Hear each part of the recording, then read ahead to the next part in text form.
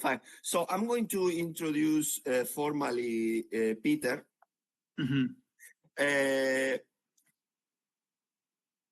Saying Peter Mayo is professor at the University of Malta. Is the author of well over 100 papers published in journals or as a book chapters, and the author or editor of 24 books. In addition to that, we are going to talk about another book. I think it's 26 books. Exactly. We are going to speak about the new one. So this is updating all the time. In 2019, he was inducted into the International Adult Continuing Education Hall of Fame with his book of the same year, Higher Education in a Globalizing World. Community Engagement and Lifelong Learning, Manchester University Press, obtained an honorable mention in the Book Awards of HEC of the Comparative and International Education Society. His latest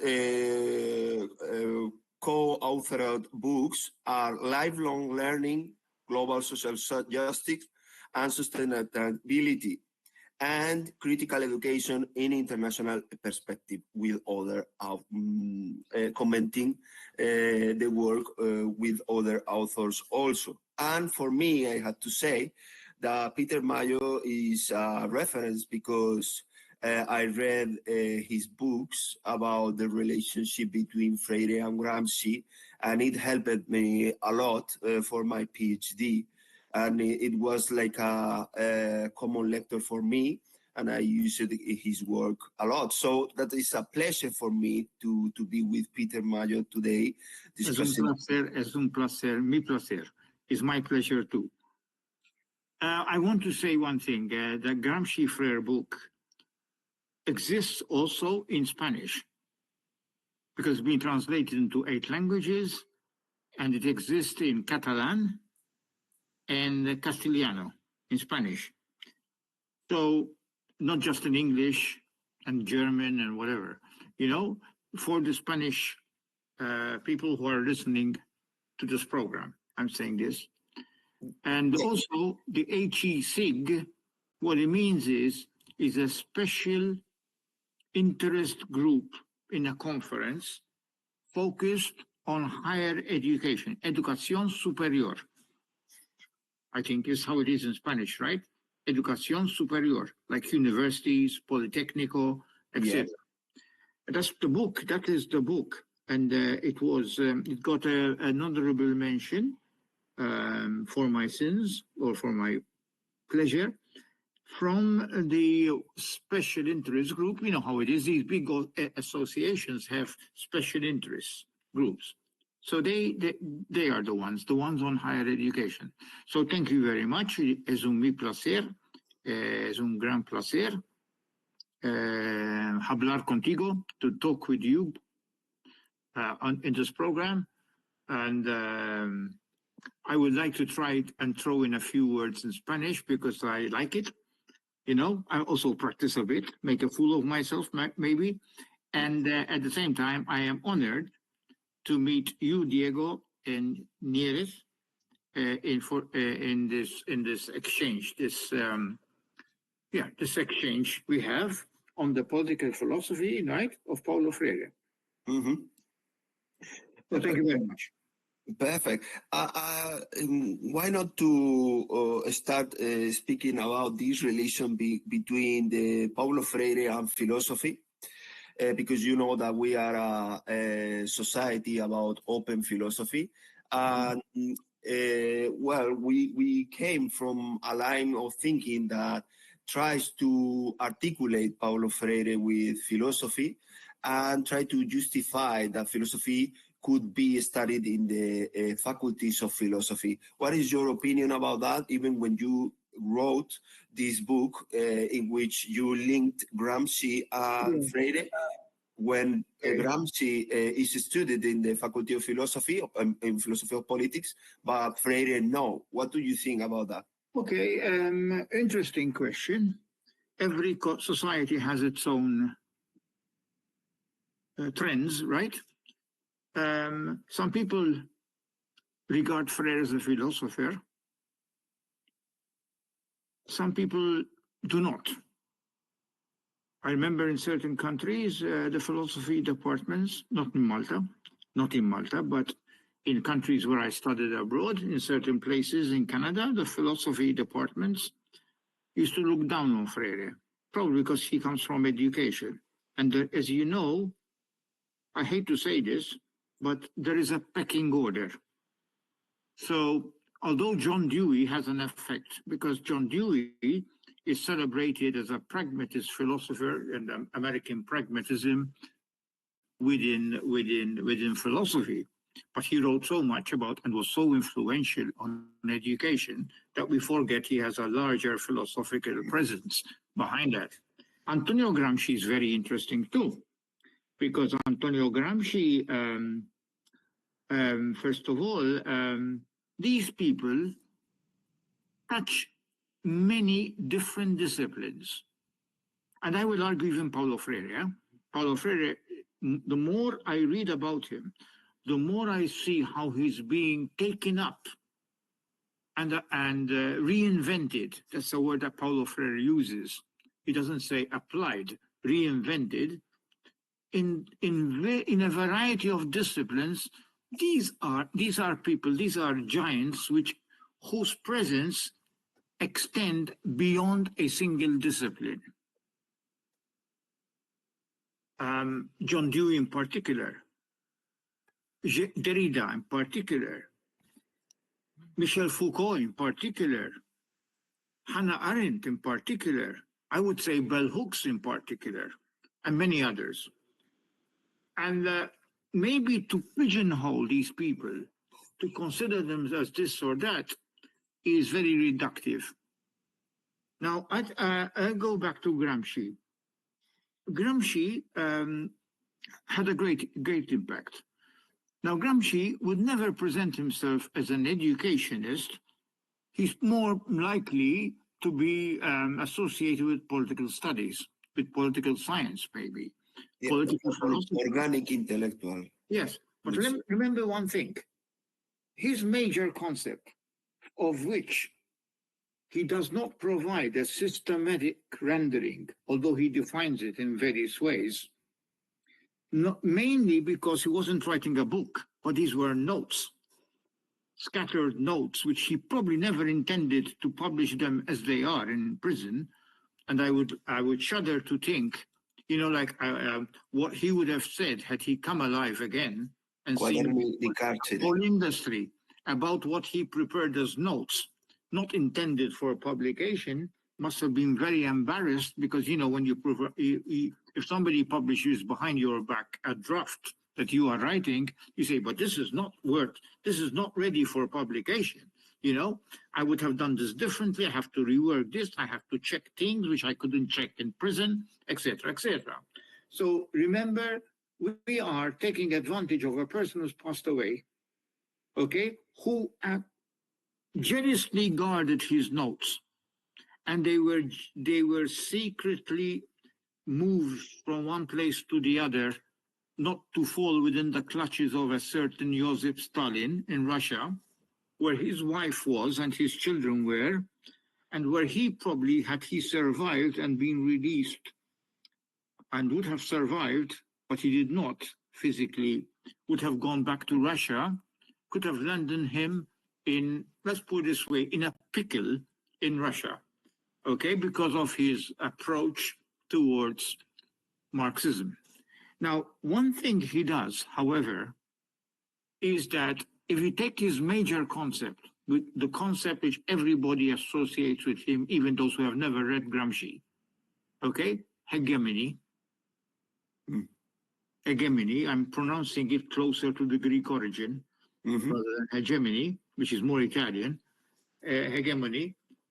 He says, and more than once, but he says this without any that every relationship of hegemony is a pedagogical and educational relationship.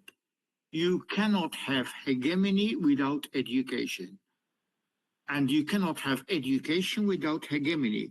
So education, as in its broadest context, now I'm not talking about schools only. I mean, that's important, but I'm not talking about schools.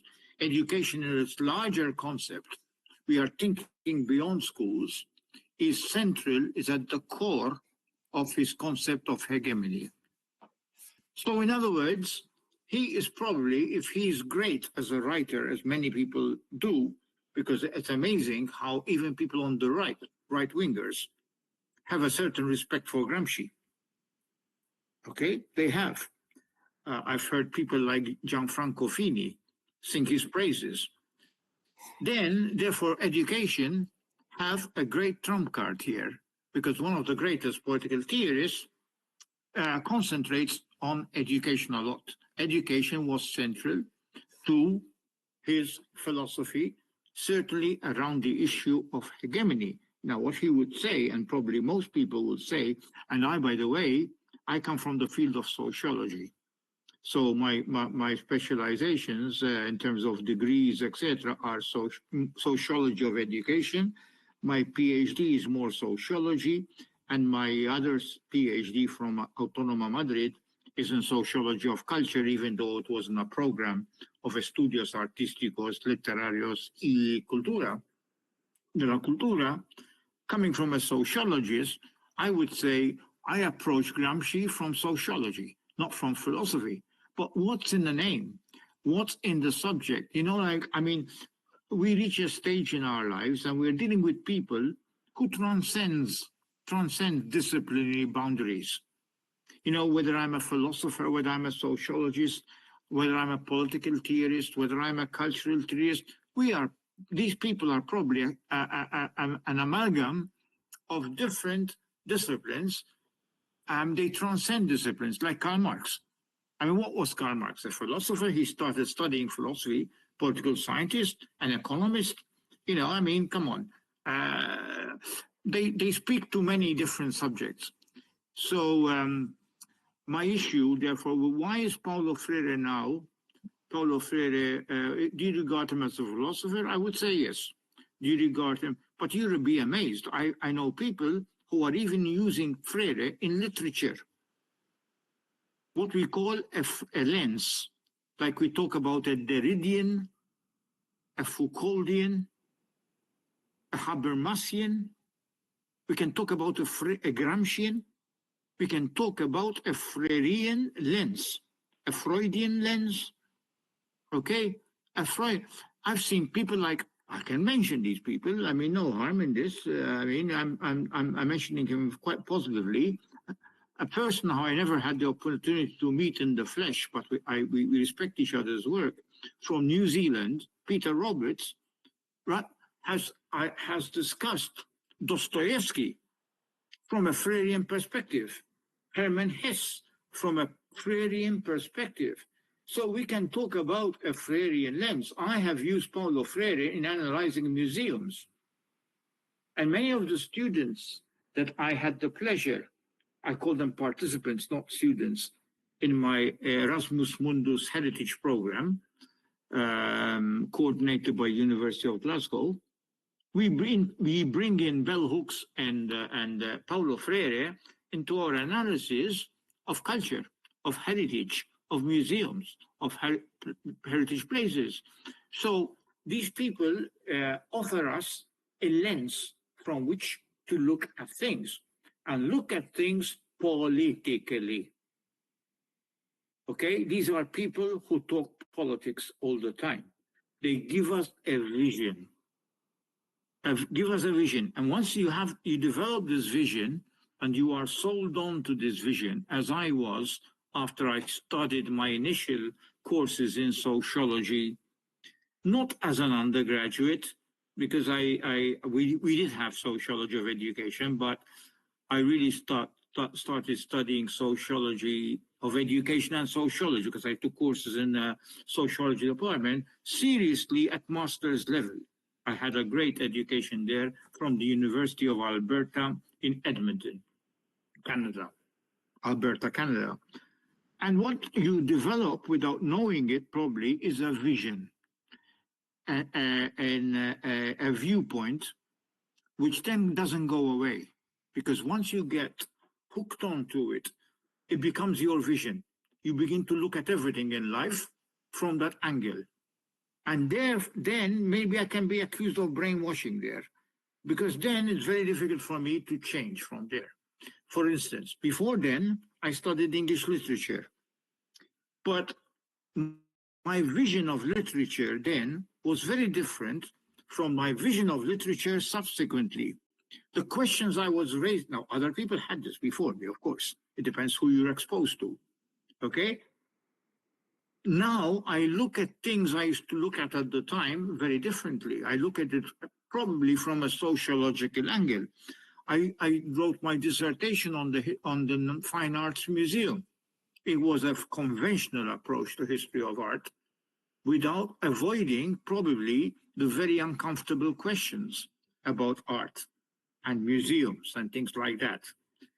Now I cannot avoid those questions because probably thanks to sociology, but also you become to be more aware of the suffering in this world, okay? That you cannot, your vision is different. And this probably brings me to the most famous relationship between these authors I mentioned and many others and politics. I'm sure you're going to ask me a question about this. Exactly, you cannot talk about Paulo Freire and Gramsci and not talk about no. We have to articulate the fields, Peter, as you are explaining that these authors did. I was thinking in Latin American studies that those that articulate some of the fields too, or we can also call it post-colonial studies, that there is a well mix of students, the studies. And you did that in your studies at, I believe, UNAM, right? Exactly. They very prestigious university in Latin America. Yes, they comprehend Latin American authors also linked to political views because they enter in the politics itself. So they, for example, as Paulo Freire did, that they did the foundation of Partido dos Trabajadores. With Lula. So I was thinking while you were explaining this relation with politics, with all the fields, how politicians try to make reality those points of view through the people, through transformation of reality. That's a content of Freire. And I was thinking in your new book, that is a chapter about Paulo Freire, Praxis and Power. I suppose that it has to do with all these questions. Thank you very much. My new book has the title Education in it, but actually it was not written as an education work. Of course, you cannot talk about culture and not talk about education. It was so obvious, and because my first PhD has education in it, I wanted to avoid it. The reason why it was included was by Routledge, because for marketing purposes, obviously, education is a huge market, and they wanted to target that market, because that was based on a PhD thesis, which I defended and was successful in at UNAM, Universidad Autónoma de Madrid, not de Mexico, so de Madrid. And of course, the title was Culture, Power and Society. And then, of course, representation, interpretation, contestation. And Routledge said, no, we want education because it's good for, I understood between the lines, it's good for marketing. And I didn't complain, you know what I mean?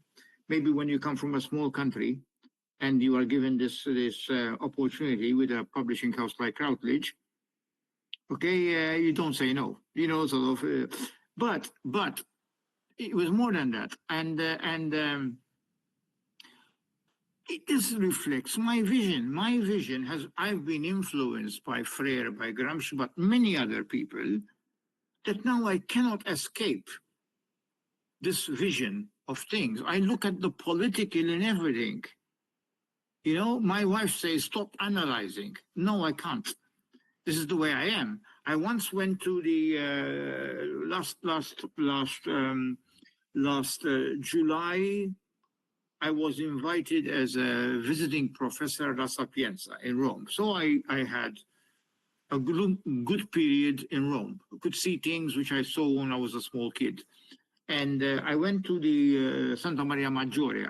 I hadn't visited it since my first trip to Rome as a kid in 1966. I've been to Rome several times, but there were other more things I was interested in.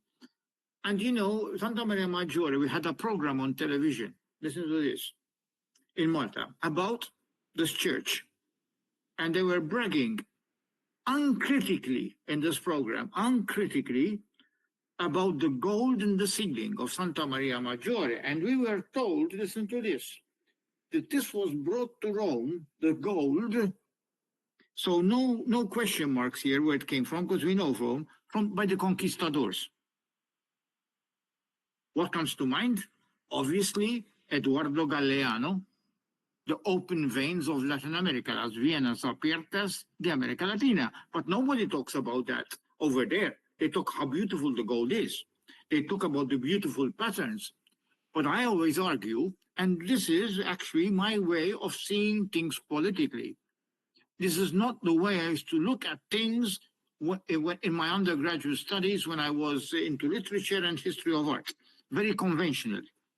Composition, very important, color, light, etc. Okay, technical terms, chiaroscuro, sotto in su, all these things. Literature the same, but never ask these questions.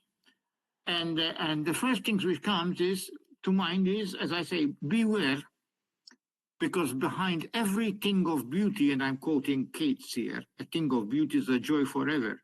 It is not a joy forever. A thing of beauty, there always is a terrible tragedy lurking underneath.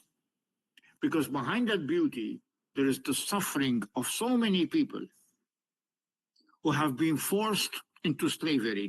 They are not slaves, natural slaves, they are enslaved. I hate the word slaves, as if it's something taken upon you. People are enslaved. They are enslaved, thrown by I'm sorry, I hate to say it because you use Spanish, but Spanish conquistadors into the pits. Because they have no soul, they were told, might as well go to hell now. And extract the minerals, gold and silver, to the point that Potosi in modern day Bolivia has been just completely now emptied, okay? To extract, mined, they used to throw in mercury, so people were either killed or actually had to suffer their life in maimed for life, right? And of course, the book which influenced me here is Eduardo Galeano's book, La Bienas Abiertas de America Latina. Now, that is a book which I read on my own, but that becomes part of automatically, it becomes part of my reading in history of art, even though it is not about history of art in a conventional sense. Then all of a sudden, the classics, the range of classics I read for that particular subject broaden beyond the field. Because when I talk about art, and when I go to churches in Malta and Spain, and I see gold and silver, before I used to be impressed, now they send shivers down my spine, because I remember I will recall the uncomfortable situation of many people who were forced into producing that raw material. When I went to Sevilla, but we have the same thing in Malta, okay? Yesterday in Malta, today is a big feast in Malta, by the way, is the patron saint, is St. Paulo, but a particular episode, which was his shipwreck on what is supposed to have been Malta, right? It's in the Act of the Apostles. And the Church of St. Paul, in the hometown where I was born and raised, Valletta, I'm from Valletta, around the capital, now I live elsewhere, that the church is situated in a very rich area. Historically, it was the heart of merchant capital in Malta. Lots of importers, lawyers, notaries, you name it, all the entourage. And of course, they put on display things donated by wealthy people. So you have an exhibition of the silver on the festa. But the first thing which comes to mind, where did that silver come from? I don't know. The jury's still out on this. I don't know if it came from Latin America. Okay? It's not a question now who were the silversmiths. That's local, okay. But where did the raw material come from? That's the first question which comes to my mind. Now, that question never came to my mind before. Okay? Never came to my mind before. Before, I'm talking about now 40 years, 30 years or 20 years ago. Now it's automatic. Why? Because I have been conditioned by the authors and the education I got over the years. And my education didn't only come from books. It didn't come from only professors and courses. It came from people. People like fellow students from all over the world.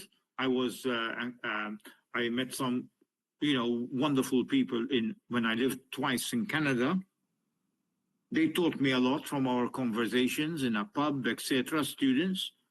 And then, of course, speaking with everybody, raising different issues. This is where my education comes. My education comes from books. It came from lectures, but also comes from ordinary living, people outside, raising issues, people like yourselves. And that is an attitude. Now, I see Paulo Freire, but he's not the only one, as being quite a catalyst in this respect. Because reading Paulo Freire seriously, starting with I was introduced to his name as an undergraduate, but I was more focused on literature. And I said, Pedagogy of the Press is a book I'm going to read afterwards. Afterwards, I did a degree in English literature. When I went to Canada to study sociology of education, and we had an opportunity to present on Paulo Freire, I volunteered for it. I said, this is my opportunity.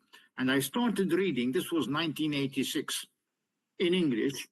I started Pedagogy of the Oppressed, and this struck me as being great philosophy from the word go.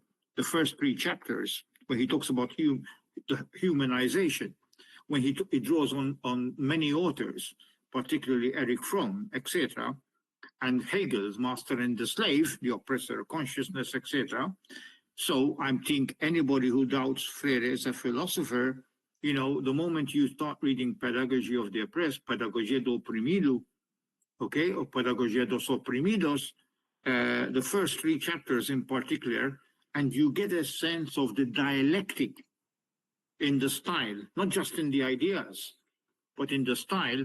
Form and substance go together, okay, intertwined in the first 3 chapters, because the 4th one was sort of added a bit.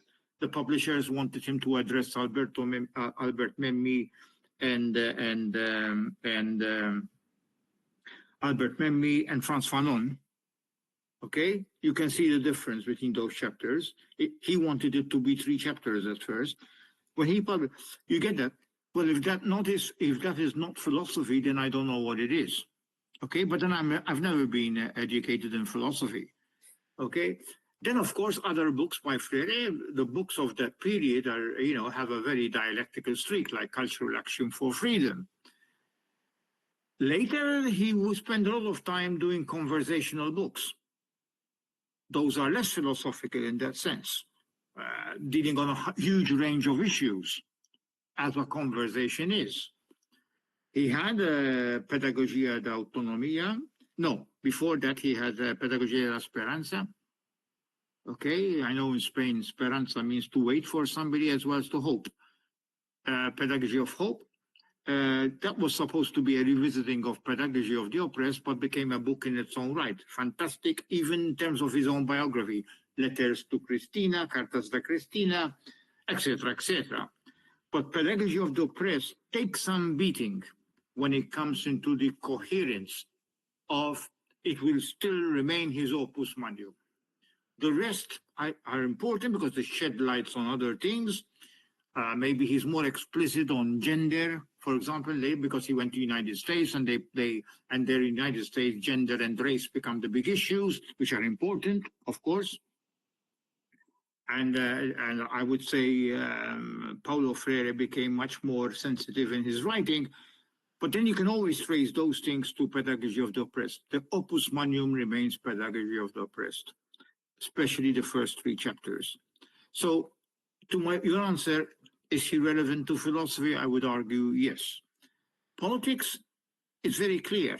Now, what makes him different? But he's not the only one. These things were said in a different way, dealing with different issues since time immemorial. Paulo Freire is associated with what is known as pedagogia critica, critical pedagogy, which is a term which is not used by Paulo Freire, but he will have no problems, I know, of being associated with critical pedagogy, because critical pedagogy was an North American invention as a term. It was coined by my good friend Henry Giroux, and a person I knew very well as I was a student in Toronto, Roger Simon, who passed away. They coined it, according to Henry Giroux, he told me this, in 1978 at an IRI meeting, AERA, American Educational Research Association meeting in 1978. I believe it was in San Francisco, I'm not sure. And then it was pushed through in a conference at the place where I did my PhD, OISE, the Ontario Institute for Studies in Education, University of Toronto. It was autonomous then. But as Henry Giroux himself says, and rightly so, and I admire him for this, to say that critical pedagogy started with them is very unfair. Critical pedagogy has been there under a different name, call it whatever you like, since time immemorial.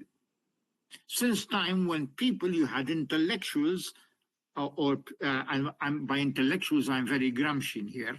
I'm not just defining intellectual people who are, like academics, etc. I'm talking about people who are opinion leaders, who think, who express their opinions, etc., more defined by their function, okay, than some immanent quality in them.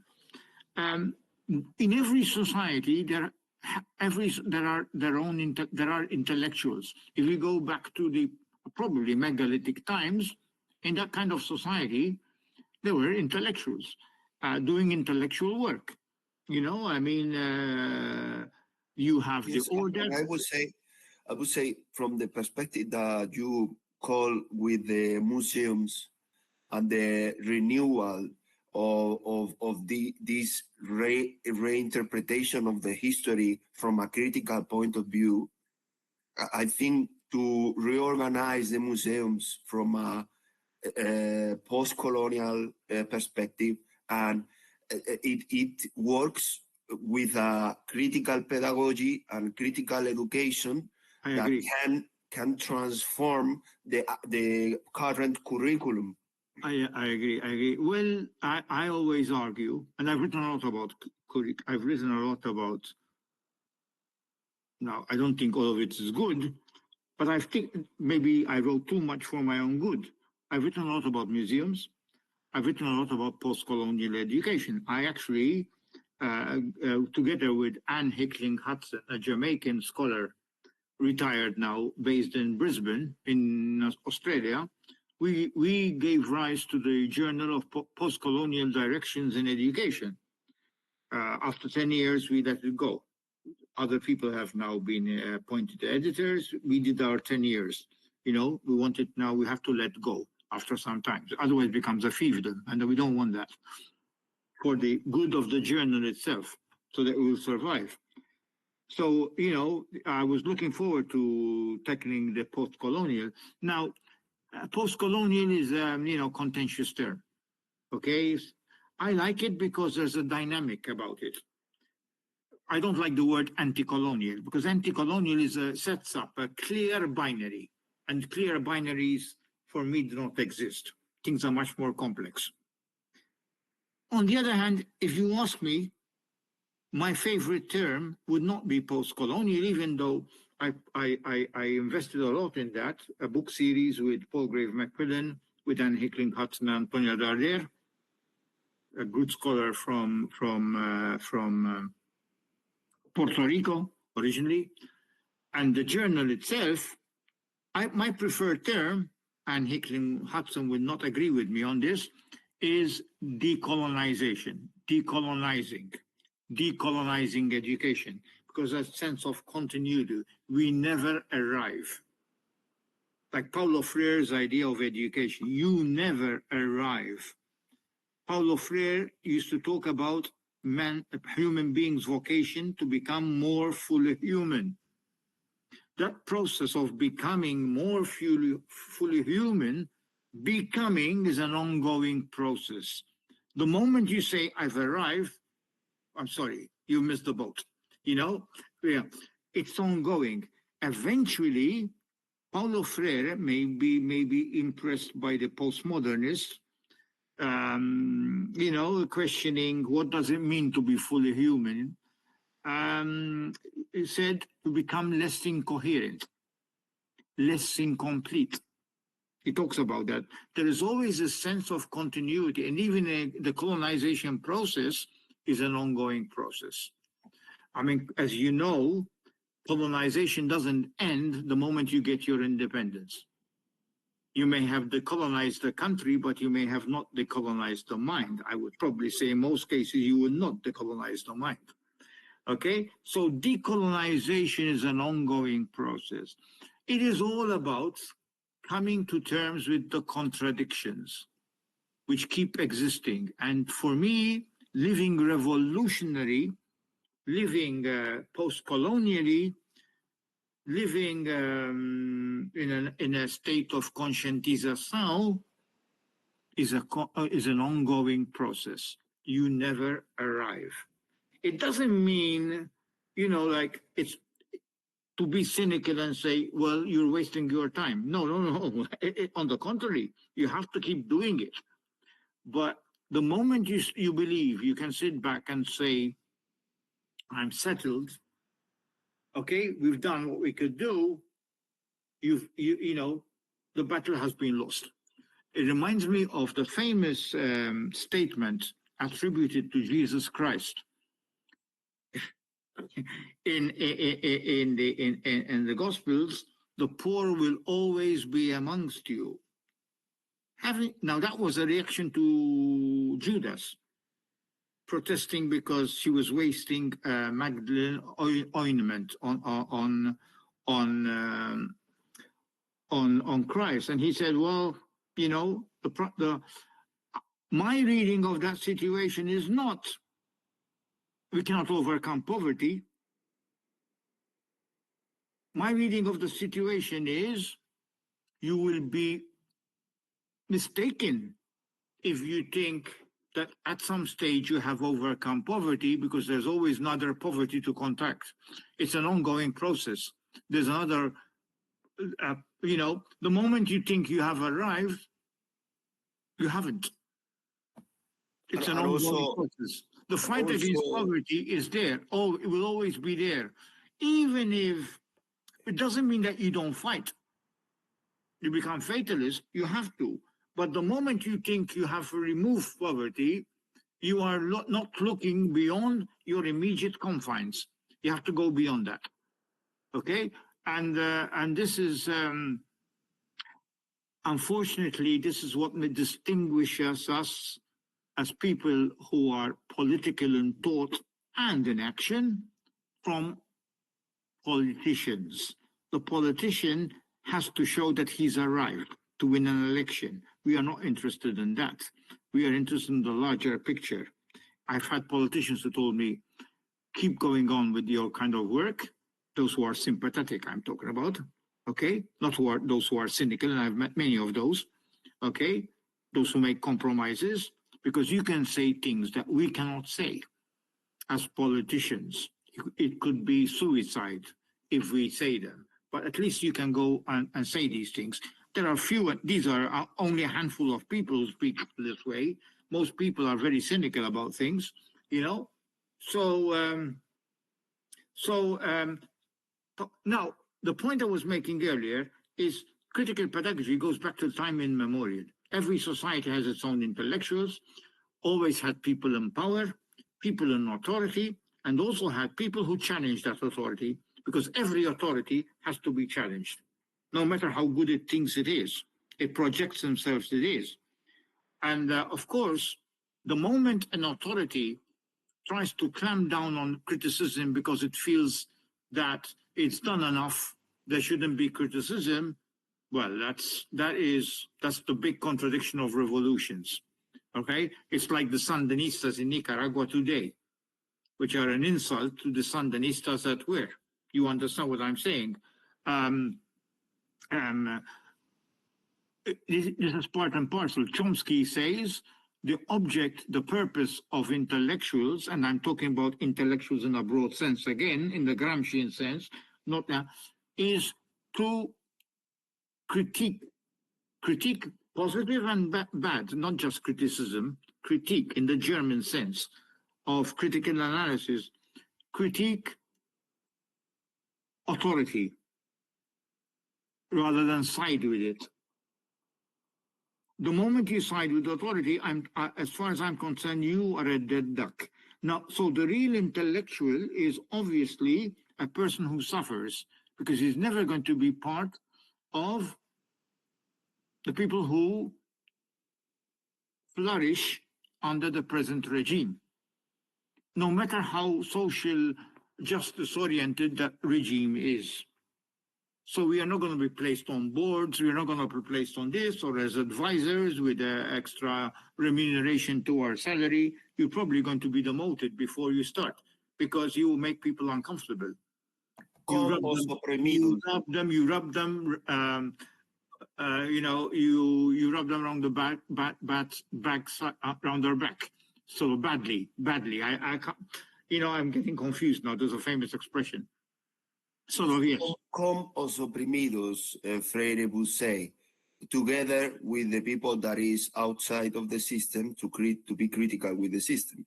Yeah, annuncio e denuncio is what he says a lot. Annuncio e denuncio, because it's Portuguese.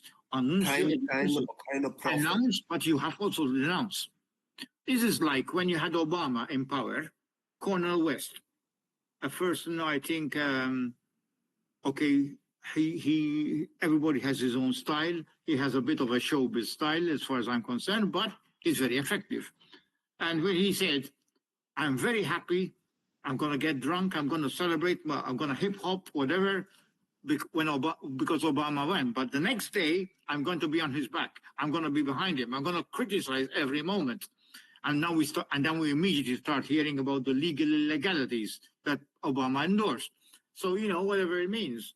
I mean, if Bernie Sanders, the most left-wing of the politicians I hear from the United States, those who are visible I'm talking about, wins the election, I'll be over the moon, just as I would have been if Jeremy Corbyn won in London. But then, of course, I'll be the first person to criticize, because there's going to be contradictions. And if I would be in their place, I expect others to do this to me, because they're full of contradictions. Of course, I'm also human. Sometimes I take this criticism badly, but that's to my detriment. That shows the limits of my humanity in that respect. So in brief, we can say it's the construction of the hegemony. But when we get that hegemony, we turn again into the critical point outside that hegemony. Yeah, hegemony is never complete. As Antonio Gramsci shows us, hegemony is never complete. So hegemony, how does hegemony change? Hegemony, over the years, you look at things, it changes within itself. because it's an ensemble of relations, power relations.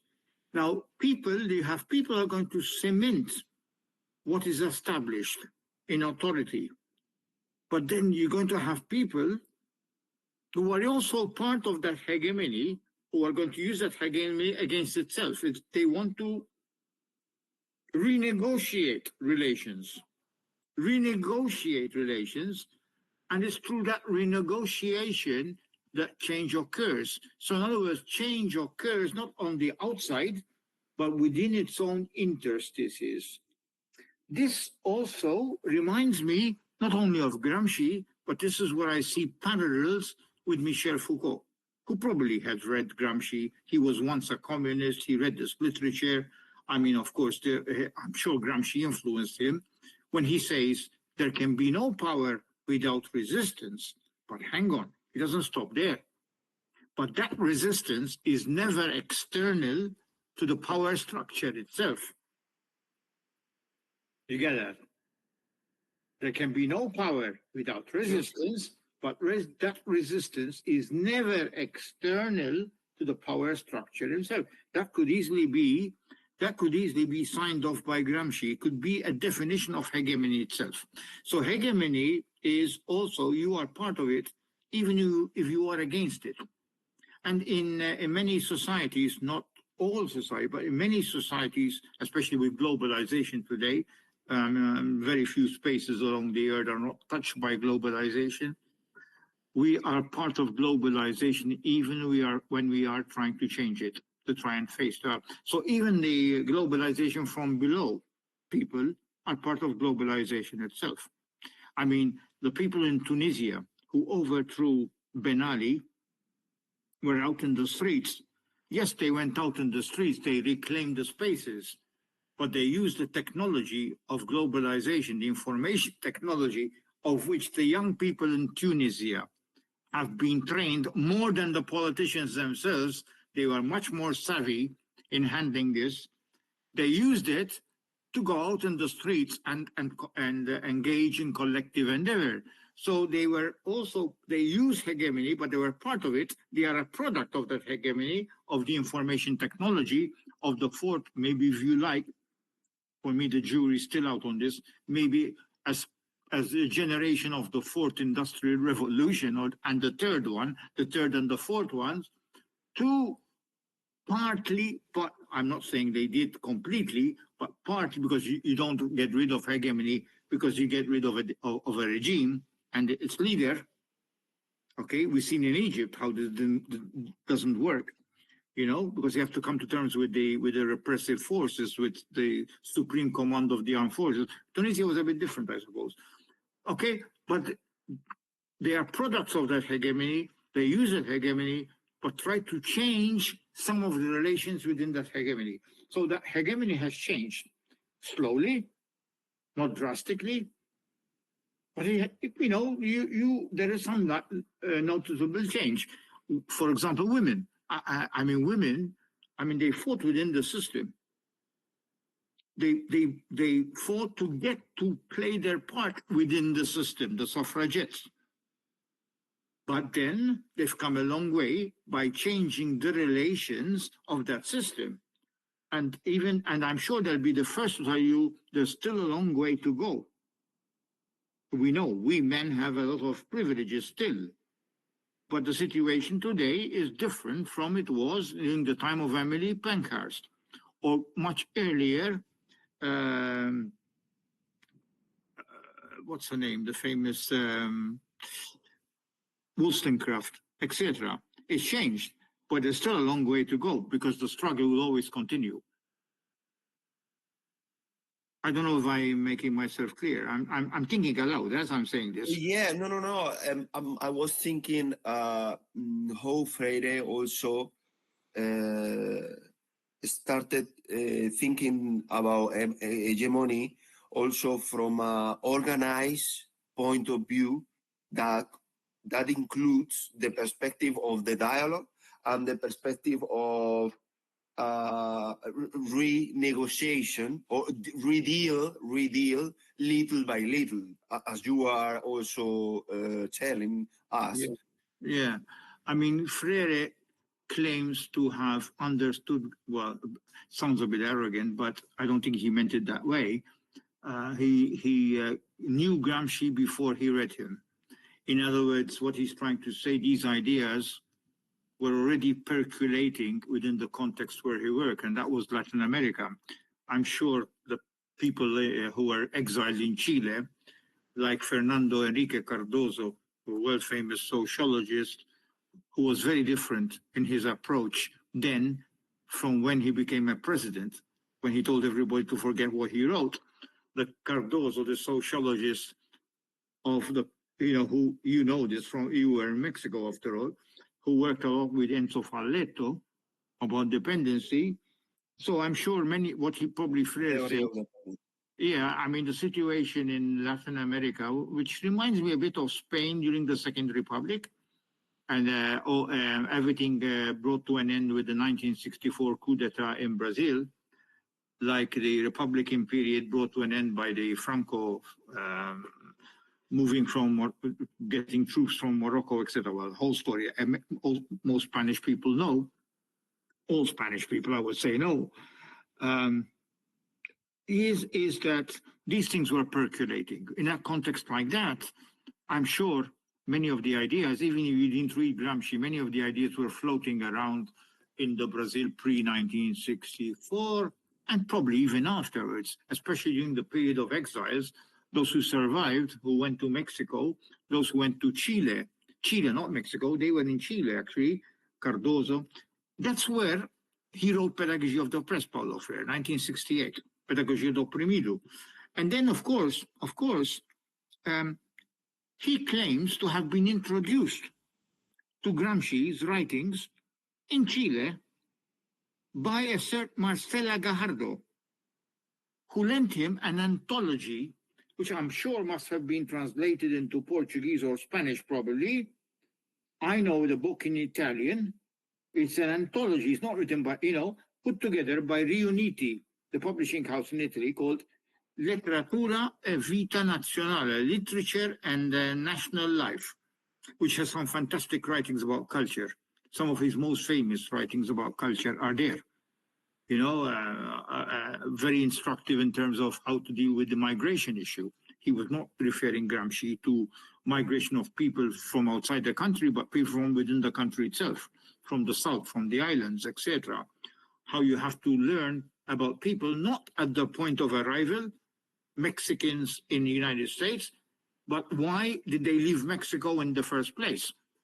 And this is what they do. Why did the Sicilians leave Sicily or Calabria or Sardinia? What were the conditions which forced them to? Because if you study migrants from the point of arrival, you are falling into stereotypes, because you are treating them like a mass, a collectivity, a mass, a unitary subject. Whereas the reasons why they suffered in their country of origin are very personal. They are very much different than that. Imagine having Africans come to Malta, coming from a particular place. First of all, we lump everybody as African, as if Africa's one consolidated mass, which it isn't. Secondly, we don't even understand what used to be called tribal politics, not politically correct today, indigenous groups, with the difference. So you can have people coming from the same country, and you put them together and sit in situations when those people, one of the reasons why they did not survive is because of the antagonism between groups exacerbated by the colonial powers through a process of divide and rule, not only, but partly. Let's not always blame the colonizer, but the colonizer has much to answer for. Just because we do not always blame the colonizer doesn't mean there's nothing for him to answer, the colonizer, him or her or there. Okay? I mean, that's another. So things are much more complex. But basically what I'm trying to say is that Gramsci teaches us that we should not treat migrants as a homogeneous group.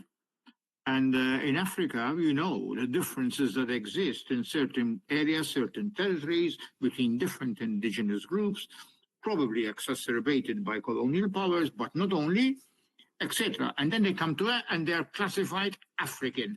They are classified as Algerian. They are classified as Cameroonian, or in Malta, Somalian. But do we know the conflicts which exist in Somalia?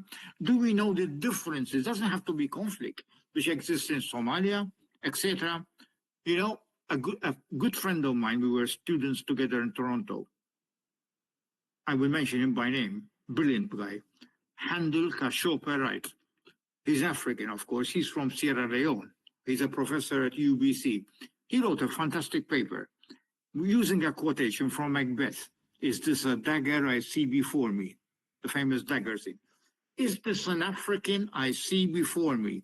You know, like the lumping together as different identities collapse into one totalizing subject. That's one of the things we learn from Gramsci. And I think Paulo Freire, I would like to think, you can find this in Paulo Freire's work. Although I need to give this much more thought in Freire, I don't want to read, I don't want to make Freire read as if I'm writing. Well, he tells us you have to read, you have to rewrite me in reading me. That's what Paulo Freire says.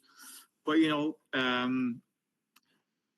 don't know to what extent that exists in Paulo Freire. Probably it does. I don't want to take my liberties too far, to take too much liberties with him.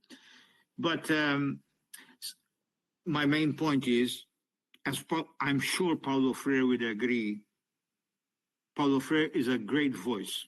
He's a great voice for the subaltern, which a term Gramsci uses from military. Maybe some feminists don't like it because of its masculinity involved. He talks about the oppressed. Danilo Dolci calls them the poveri Christi, the pro-Christ. Fanon calls them the wretched of the earth. Okay. Camille Schmoll calls them the wretched of the sea in this age of migration, etc. Mass migration across the central Mediterranean route, which our countries are experiencing. Okay. Call them whatever you like. They were the first to agree that they are one of hundreds and hundreds of people who have been saying these things, probably not given the air that Paulo Freire, Lorenzo Milani, and other people have been given over the years, but have been saying it in their own ways everywhere. Critical pedagogy, what we call critical pedagogy, or called critical education or critical issues in education, has a long history which is as old as power itself. And power has been immemorial, always there. It has always been ubiquitous. It has been, what's the word? Capillary, giving it a Foucauldian perspective. It has always been there. As long as there is this power, there is always going to be resistance, and there are always going to be people who are going to write and to educate in relation to power, either to support or to contrast this power, or to find a happy medium between them, synthesis, if you like. But it has always been there. And we come from countries where we've been brought up in a religious environment, whether you believe or not. And if you take back the figure of Jesus Christ, now whether it is real or whether it is a myth, the story indicates to us the narrative, our two countries will in a few months celebrating la Semana Santa. As you know, I've done work on that. There's a whole narrative about power and resistance in that kind of work. Now you can put up your hand. What is this? I'm getting this here on the settings. Okay. I think, Peter, that is a good tool. Talk about the colonial thinking and post-colonial thinking, critical pedagogy in this question about immigration, because I think from a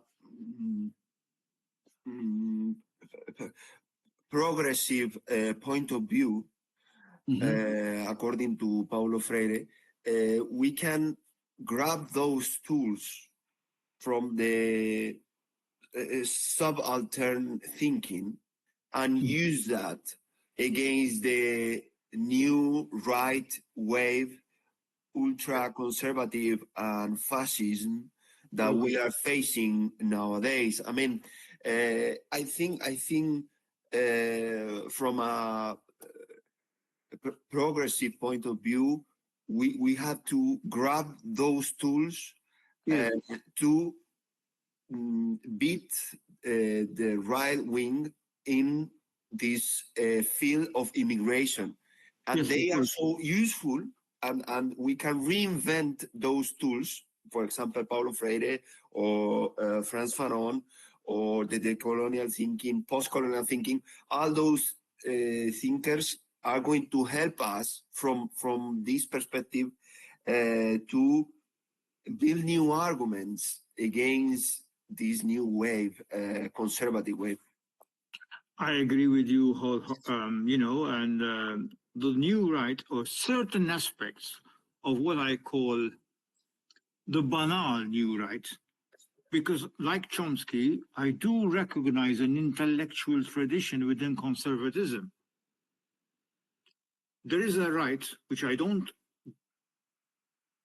will never subscribe to, but I do respect. But then there is the right which we get on television everywhere, populist, and the very right-wing populism, because there is such thing as left-wing populism, especially in Latin America, populist regimes, which created spaces which were a worry to the Americans and the multinationals to create a coup d'etat. I mean, João Goulart's government in Brazil before '64, Vargismo, etc. Having said that, or Kubitschek, etc. Having said that, there is a banal kind of right which is dominating. It's the wealthy, the heartless, the most cruel right. Now, of course, no prizes for guessing who represents these. Who is the Caesar of this right? The person who treats an electoral victory as a plebiscite to do what the hell he likes. And you know who that is? Donald, not Donald Duck, but Donald somebody else. You know, the person who's so afraid of thinking that, I just read a tweet by him, I hope it's, he wants to disband the Department of Education. So for him, it's not just Freire, but education in general is a threat. We don't need that. We have seen Paulo Freire not only arrested first time, but even posthumously tried to be, there was an attempt to do away with Paulo Freire, to annihilate him by the Bolsonaro government in Brazil as new right as hell, Bolsonaro, Orban in Hungary. Orban is, by the way, the hero of Trump, by the way. Trump looks up to Orban. They wanted to get rid of Paulo Freire. So Paulo Freire may not be considered a philosopher, but he's a very powerful intellectual, so intellectual that he makes people in power tremble. And Bolsonaro and the interim government after the impeachment of the Dilma Rousseff, they tried to negate, to ban the thinking of Paulo Freire, and tried to deny him the title of patron of Brazilian education. But it did not succeed because there is resistance. And this is an area of hope. Because when you have a tremendous movement, like you have in Brazil, of the Movimento Trabajadores Rurais Sem Terra, the MST, which made inroads even into the public education sector, as somebody like Rebecca Tarlau has shown us, and others, of course, it's not easy to dislodge them, and they created resistance to this attempt to remove Paulo Freire from this position given to him posthumously by the Lula government of making him patron of Brazilian education. That's a ray of hope. There is a ray of hope. So in other words, what I'm trying to say is that despite that the new right comes like a ton of bricks on us, I mean, some of the statements that Trump has been putting out are shocking if you take them seriously. The problem is he's damn serious about them. I have a belief in certain movements that they will not, that the resistance is going to be good. The resistance is going to be great. The resistance is important, is important. And I look at what the MST did in Brazil, despite the fact that their school, Escola Florestan Fernandes in Brazil, was ransacked by the interim government. Ransacked. It was ransacked, but it survived. And we can derive hope from these little pockets, these little victories. Well, little in Brazil is never little because it's a huge country. Okay, and what we saw in Chiapas, okay, in 1994 against NAFTA and all these things and the networking. This is where the hope is. I'm sure there are other places and other contexts that we don't have the time to go into, and probably I'm not even aware of some of these things. We have to look for these arrays of hope, not just rely on what is beamed out by the mass media. Okay, the outrageous, outlandish statements, churlish but dangerous statements of a certain Donald Trump or the richest man on earth, Elon Musk. Okay, we must also look at these and look at our history as well. The repressed history, the history of struggle.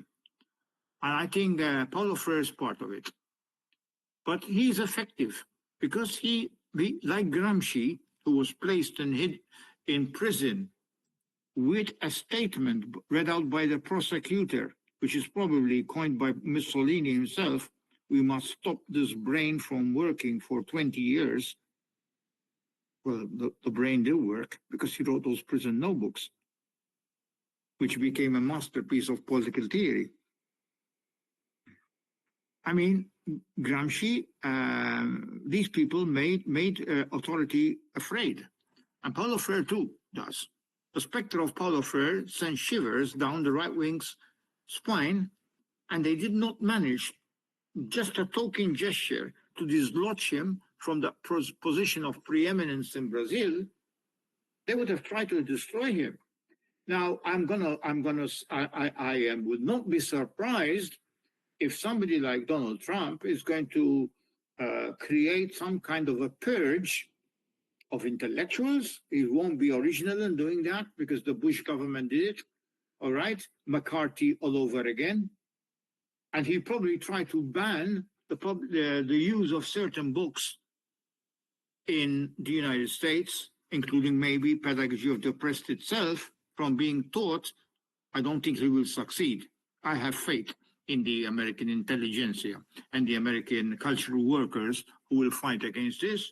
And he's not original because this happened also after 9/11, when the works of the works connected with subjects as anti-racist education and Middle Eastern studies became taboo.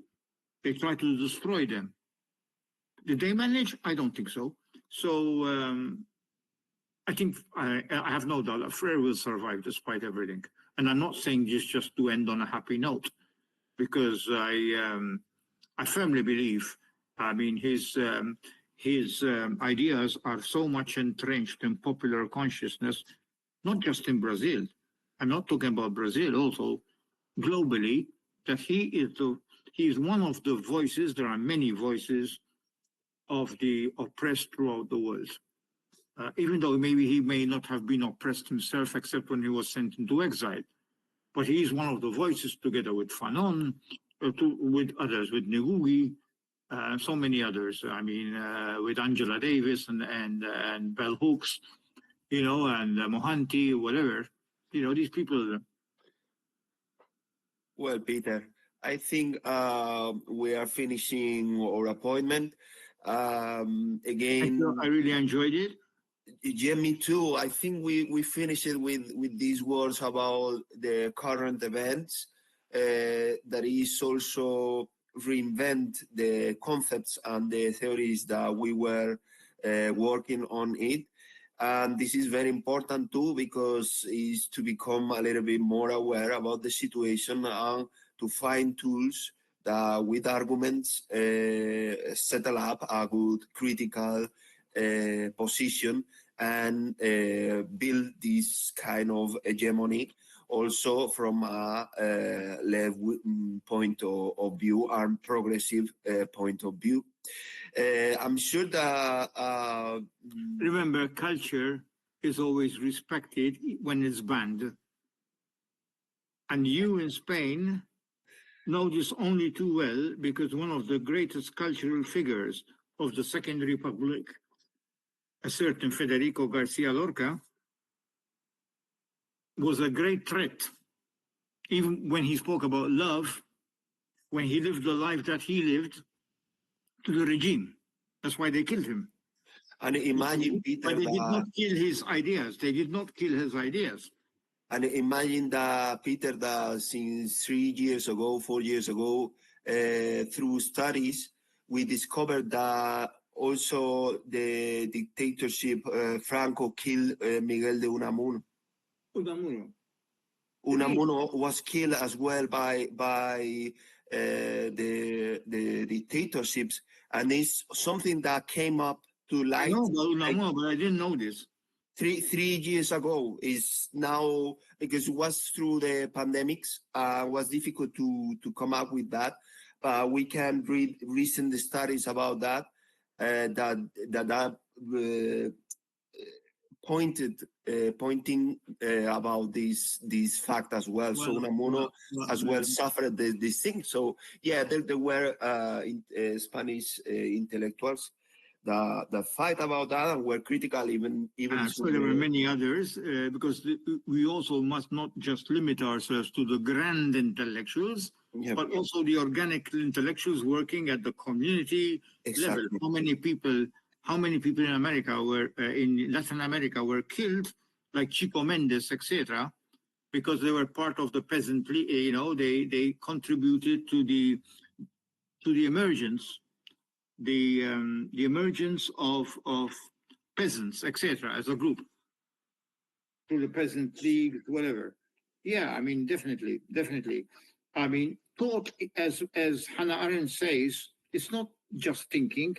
Thinking in itself is a subversive act. In certain places, even mere thinking about things, not being a robot, not being a moron, okay, not being a zombie, is also a subversive act, let alone, therefore, the intellectual work of the kind we are mentioning, Unamuno and Garcia Lorca, etc. So there you are. Thank you so much, Peter. I mean, we appreciate a lot your lecture and this dialogue. And I mean, I hope that we keep in touch and we keep working together. So, Peter, es un mi placer. It's my pleasure.